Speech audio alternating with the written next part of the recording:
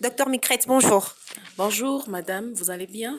Nous allons très bien. L'humanité a commémoré le 14 juin, la journée mondiale des donneurs de sang. Mais dites-nous tout d'abord, lorsqu'on parle des donneurs de sang, qui est censé faire ces dons? Oui, dans les donneurs de sang, il faut dire déjà d'entrée de jeu qu'il y a deux catégories. Il y a des donneurs bénévoles, hein, il y a des donneurs fidélisés, et il y a des donneurs familiales. Alors, le donneur bénévole, c'est celui-là qui a la volonté de donner parce qu'il s'est dit, par exemple, je suis d'un groupe, je donne un exemple du groupe O Rhésus négatif. C'est un groupe qui est quand même assez rare.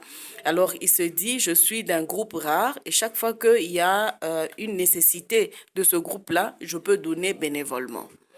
Et il peut être fidélisé lorsqu'il accepte de le faire plusieurs fois. Vous voyez?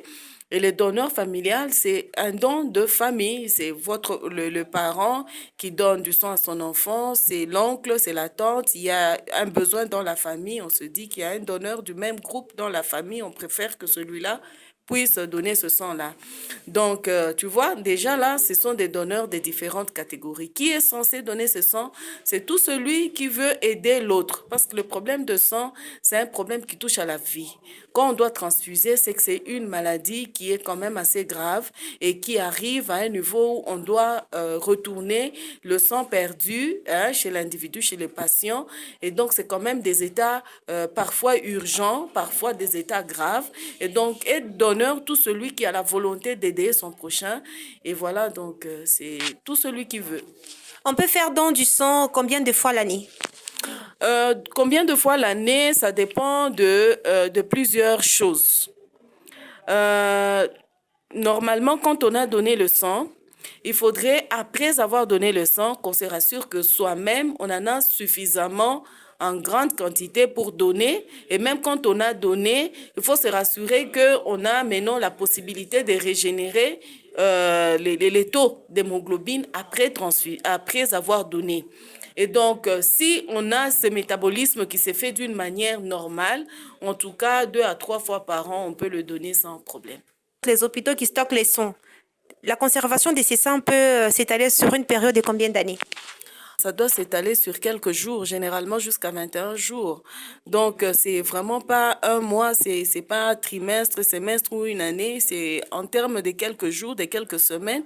Et là encore, il faut que la conservation soit bonne. Parce que vous savez, avec le problème de courant, de l'électricité, parfois nos frigos, nos congélateurs ne gardent plus, ne conservent plus comme il faut. Et donc, ce sang, on ne peut pas le conserver pendant longtemps. Chaque fois qu'il y a coupure de la chaîne de froid, le sang doit être jeté pour récupérer un autre. Sinon, c'est quelque chose de chaîne de froid. Si c'est vraiment très, très bien conservé, on peut aller jusqu'à 3 semaines. Pour donner le sang, il faudrait d'abord que l'on soit sain. Tu vois? Donc, c'est déjà là la nécessité de faire les examens pré-transfusionnels. Et aussi, non seulement qu'on est sain par rapport à certaines pathologies qu'on recherche dans le sang, mais aussi il faudrait qu'on ait une quantité d'hémoglobine suffisante. Hein? On ne peut pas donner le sang quand soi-même on n'en a pas assez. Il faudrait qu'on ait une certaine quantité d'hémoglobine suffisante, qu'on ne soit pas malade, qu'on n'ait pas un problème qui pourrait peut-être un drogué, quelqu'un qui fume, qui boit, voilà, un diabétique et des trucs comme ça. Quand on a certaines pathologies, on ne donne pas. Mais si on est sain, on a un groupe, on peut faire un don. Hein, je suis du groupe O, je donne quand il y aura nécessité de trouver, de chercher le sang du groupe O, on pourra prendre celui qui est déjà au frigo.